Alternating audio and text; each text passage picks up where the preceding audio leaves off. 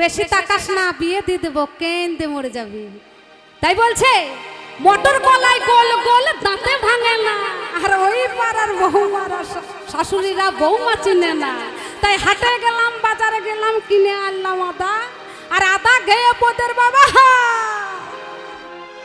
ওরে পিরিতি কা ঢেলে রাগা লাগলে পরে ছাড়ে না, জেনে শুনে করগা পিরিত রে। হ্যাঁ পিরিতি কা ঢেলে রাগা লাগলে পরে ছাড়ে না,